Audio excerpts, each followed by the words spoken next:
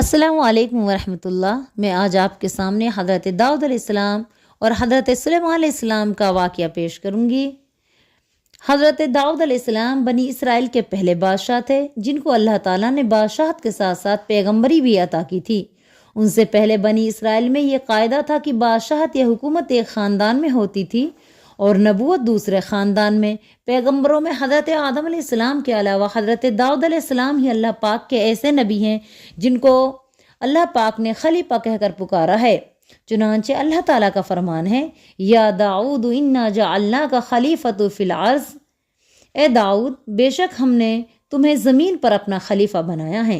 حضرت داؤد علیہ السلام بڑے دانا اور بہادر بادشاہ تھے۔ پیغمبر ہونے سے پہلے ہی انہوں نے کافر بادشاہ جالوت کو قتل کر ڈالا تھا، جو بڑا طاقتور اور بہت زیادہ قدآور تھا۔ ان کی حکومت شام، فلسطین اور اردن کے تمام علاقوں پر پھیلی ہوئی تھی۔ اللہ پاک نے ان کو ایسا اعلیٰ دماغ عطا کیا تھا کہ پیچیدہ سے پیچیدہ معاملہ وہ فوراً حل کر لیا کرتے تھے۔ ہر جھگڑے کا فیصلہ صحیح طور پر انصاف سے کر دیتے تھے۔ نبوت اور بادشاہت کے ساتھ ساتھ اللہ تعالیٰ نے حضرت داؤد علیہ السلام کو یہ عزت بھی بخشی تھی کہ پہاڑوں اور پرندوں کو بھی ان کا فرم بردار بنا دیا۔ ان کے علاوہ ان پر ایک کتاب نازل ہوئی جس کو زبور کہتے ہیں۔ زبور میں خدا کی تعریف میں کہے گئے بہت سے گیت ہیں۔ حضرت داؤد علیہ السلام کا گلا اور لہجہ اتنا اچھا تھا کہ ان کی آواز سن کر انسان اور جانور ہر شے ان کے ساتھ جھومنے لگتی تھی، اور ان کی اسی آواز کو لہن داؤدی بھی کہا جاتا ہے۔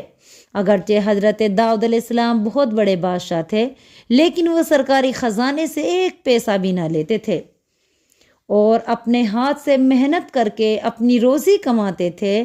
اللہ نے ان کے لیے لوہا نرم کر دیا تھا اور ان کو بہت عمدہ زرہیں بنانے کا فن دیا تھا، چنانچہ وہ زرہیں بنا بنا کر اپنا پیٹ پالتے تھے۔ حضرت داؤد علیہ السلام نے 100 سال کی عمر میں وفات پائی۔ ان کے بعد اللہ تعالیٰ نے حضرت سلیمان علیہ السلام کو ان کا وارث اور ان کا جانشین بنایا۔ وہ بھی ایک ہی وقت میں پیغمبر بھی تھے اور بادشاہ بھی ایسے کہ انسانوں کے علاوہ ہوا، جنوں اور پرندوں پر بھی ان کا حکم چلتا تھا۔ اس لیے اللہ تعالیٰ نے ان کو پرندوں کی بولیاں سکھا دی تھی۔ ایک وقت ایسا بھی آیا کہ یمن کا ملک بھی ان کی سلطنت میں شامل ہو گیا۔ وہاں کی ملکہ بلقیس ان پر ایمان لے آئی اور ان کی اطاعت قبول کر لی۔ حضرت سلیمان علیہ السلام نے تانبے کی کانیں دریافت کی اور بیت المقدس کی عظیم الشان مسجد اقصی اور کئی دوسری عمارتیں تعمیر کرائی۔ بلقیس کو قرآن پاک میں سبا کی ملکہ کہا گیا ہے۔ سبا اس قوم کا نام بھی تھا جس سے وہ تعلق رکھتی تھی اور اس ملک کا نام بھی جس پر وہ حکومت کرتی تھی۔ ان کا مرکز یمن کا مشرقی علاقہ تھا۔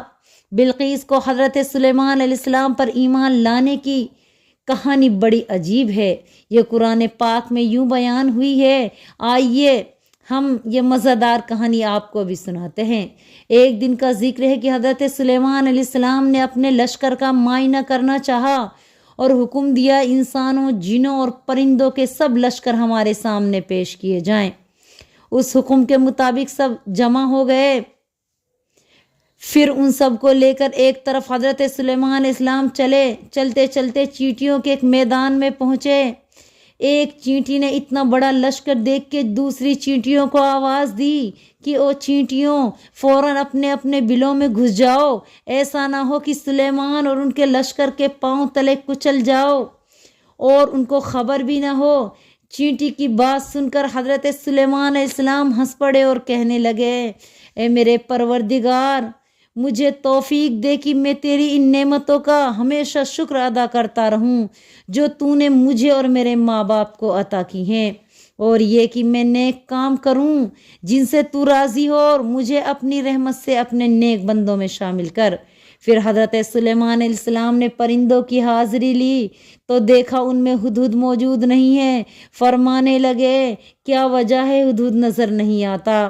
جب ان کو بتایا گیا کہ ہدہد غیر حاضر ہے تو آپ بہت ناراض ہوئے اور فرمایا، اگر وہ اپنی غیر حاضری کا کوئی معقول سبب بیان کرے گا تو اسے معاف کر دیا جائے گا، ورنہ اس کو سخت سزا دی جائے گی۔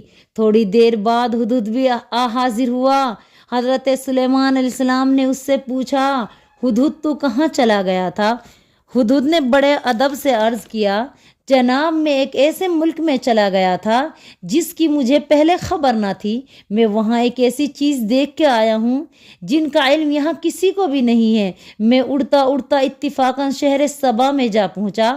وہاں دیکھتا ہوں کہ ایک عورت وہاں کے لوگوں کی بادشاہ ہے اور وہ بڑے ٹھاٹ باٹ سے ان پر حکومت کر رہی ہے۔ خدا نے اس کو ہر طرح کا سامان اور بڑی دولت عطا فرمائی ہے۔ اس کے پاس ایک بڑا شاندار اور قیمتی تخت ہے، مگر یہ لوگ اللہ کو نہیں مانتے ہیں۔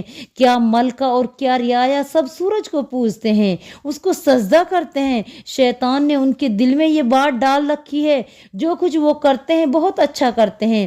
افسوس کہ وہ اتنا بھی نہیں جانتے کہ اللہ کے سوائے کوئی عبادت کے لائق نہیں۔ وہی زمین و آسمان عرش کا مالک ہے اور ہر چیز کی اس کو خبر ہے۔ حضرت سلیمان علیہ السلام نے فرمایا، اچھا ہم ابھی دیکھ لیتے ہیں تو سچ کہتا ہے یا جھوٹ۔ چنانچہ انہوں نے اسی وقت ایک خط لکھا اور ہدہد کو دے کر حکم دیا کہ یہ خط لے جا کر ملکہ سبا کے قریب ڈال دینا اور ذرا پرے ہٹ کر دیکھنا کہ وہ اس کا کیا جواب دیتی ہے۔ ہدہد خط لے کر اڑا اور اسے ملکہ سبا کو پہنچا دیا۔ ملکہ سبا نے خط پڑھ کر اپنے درباریوں سے یوں کہا، یہ سلیمان بادشاہ کا خط ہے۔ اسے انہوں نے اللہ رحمان رحیم کے نام بسم اللہ الرحمن الرحیم سے شروع کر کے لکھا ہے کہ تم لوگ اللہ کو چھوڑ کر سورج کو پوجتے اور اس کے آگے سجدہ کرتے ہو، یہ بہت بری اور کفر کی بات ہے۔ تم کو چاہیے کہ اللہ کے فرما بردار بن کر ہمارے پاس آ جاؤ۔ اس حکم کے ماننے میں کسی قسم کا بہانہ نہیں بنانا چاہیے۔ اب بتاؤ تمہاری کیا صلاح ہے؟ درباریوں نے کہا، اے ملکہ، ہم بھی بڑے طاقتور اور لڑنے والے لوگ ہیں۔ اگر آپ ہمیں لڑنے کا حکم دیں گی تو ہم بادشاہ سلیمان کا ڈٹ کر مقابلہ کریں گے، اور ان کی اطاعت کا حکم دیں گی تو ہم اطاعت قبول کریں گے۔ ملکہ نے ان کی بات سن کر کہا، لڑائی میں بڑی خرابی یہ ہے کہ جب بادشاہ کسی شہر کو تلوار کے زور سے فتح کرتے ہیں تو اس کو تباہ و برباد کر دیتے ہیں۔ بہتر یہ ہے کہ ان سے پہلے ہم ان کی خدمت میں کچھ تحفے تحائف بھیجیں اور دیکھیں کہ یہ تحفے پا کر ہمیں کیا جواب دیتے ہیں۔ درباریوں نے کہا، آپ نے جو سوچا ہے وہ وہی مناسب ہے، ایسا ہی کیجیے۔ چنانچہ ملکہ سبا نے ایک قاصد کو بہت سے قیمتی تحائف لے کر حضرت سلیمان کی خدمت میں بھیجا۔ حضرت سلیمان علیہ السلام نے قاصد سے فرمایا، ہم کو مال کی کچھ ضرورت نہیں ہے، اللہ نے اپنی مہربانی سے ہمیں بہت کچھ دے رکھا ہے۔ تم اپنے مال اپنی دولت پر گھمنڈ نہ کرو، یہ تحفے واپس لے جاؤ اور بھیجنے والے سے کہو اگر وہ ہماری اطاعت قبول نہیں کریں گے تو ہم ان پر ایسی فوجیں لے کے چڑھائی کریں گے جن کا مقابلہ وہ نہیں کر سکیں گی، اور ہم ان کو وہاں سے ذلیل و خوار کر کے نکال دیں گے۔ یہ جواب سن کر قاصد واپس چلا گیا۔ اب حضرت سلیمان علیہ السلام نے اپنے درباریوں سے یوں کہا، ہم چاہتے ہیں کہ اس سے پہلے سبا والے فرمانبردار بن کر ہمارے سامنے حاضر ہوں، ملکہ کا تخت ہمارے پاس لا حاضر کیا جائے تو تم میں سے کوئی ایسا شخص ہے جو یہ کام کرے؟ ایک جن نے عرض کیا، میں یہ کام کر سکتا ہوں۔ دربار برخاست ہونے سے پہلے میں ملکہ کا تخت حضور کی خدمت میں حاضر کر دوں گا۔ دربار میں موجود کتاب کا علم رکھنے والے ایک شخص نے کہا، جناب میں آنکھیں جھپکنے سے پہلے تخت کو حضور کے سامنے پیش کیے دیتا ہوں۔ اس کے منہ سے یہ الفاظ نکلے ہی تھے کہ تخت حضرت سلیمان کے سامنے موجود تھا۔ حضرت سلیمان نے اسے دیکھ کر فرمایا، یہ میرے پروردگار کا احسان ہے، اور اس سے غرض یہ کہ میرا امتحان لے کر میں اس کا شکر کرتا ہوں یا ناشکری۔ جو کوئی شکر کرتا ہے اس کے لیے کرتا ہے، اور اگر ناشکری کرتا ہے تو میرا رب غنی ہے، کریم ہے۔ جب ملکہ حضرت سلیمان کی خدمت میں حاضر ہوئی تو آپ نے اس سے پوچھا، کیا تیرا تخت ایسا ہی ہے؟ ملکہ نے جواب دیا، یہ تو ہو بہو وہی ہے۔ پھر آپ علیہ السلام نے ملکہ کو محل میں چلنے کی دعوت دی۔ یہ محل شیشے کا بنا ہوا تھا، اس کے فرش میں نہایت صاف شفاف شیشے جڑے ہوئے تھے۔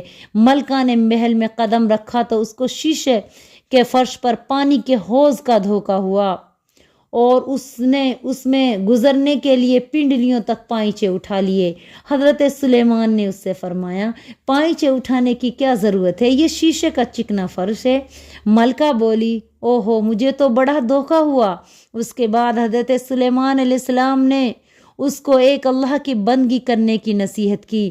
وہ بولی، اے میرے پروردگار، میں سخت نادانی میں پھنسی رہی اور اپنے آپ پر ظلم کرتی رہی، کتنا عرصہ تجھ کو چھوڑ کر سورج کی پوجا کرتی رہی۔ میں اس گناہ کی تجھ سے معافی چاہتی ہوں اور اب تجھ پر اور سلیمان پر ایمان لاتی ہوں۔ ہوا بھی اللہ کے حکم سے حضرت سلیمان کی مرضی کے مطابق چلا کرتی تھی۔ اس زمانے میں سمندر میں بادبانیاں جہاز چلایا کرتے تھے۔ وہ اپنا سفر کامیابی سے اس طرح طے کرتے تھے جس طرف انہیں جانا ہوتا۔ ہوا اس رخ کی چلے۔ حضرت سلیمان کے سمندری جہازوں کو جب کہیں جانا ہوتا تو وہ ہوا کو حکم دیتے کہ وہ اسی طرف چلے جس طرف جہازوں کو جانا ہے۔ اگر خود بھی انہیں کہیں جانا ہوتا تو ان کے حکم سے نرم نرم ہوا چلنے لگتی۔ جنات حضرت سلیمان علیہ السلام کے لیے بڑی بڑی عالیشان عمارتیں، بڑے بڑے لگن اور بھاری بھاری دیگیں بناتے۔ بیت المقدس کی عمارتوں کی تعمیر میں جن کو حضرت سلیمان بنواتے تھے، جنوں کی بڑی محنت کرنی پڑتی تھی۔ ابھی تعمیر مکمل نہیں ہوتی تھی کہ حضرت سلیمان کا آخری وقت آ گیا۔ آپ جانتے تھے اگر جنوں کو میری موت کا حال معلوم ہو گیا تو وہ کام کرنا فوراً چھوڑ دیں گے اور بھاگ جائیں گے۔ اپنی وفات سے پہلے آپ نے یہ ترتیب کی کہ اپنی لاٹھی کی ٹیک لگا کر کھڑے ہو گئے اور اسی حالت میں وفات پا گئے۔ جنات یہی سمجھتے رہے کہ سلیمان علیہ السلام زندہ کھڑے ہیں، اسی خیال سے وہ تعمیر کا کام زور و شور سے کرتے رہے۔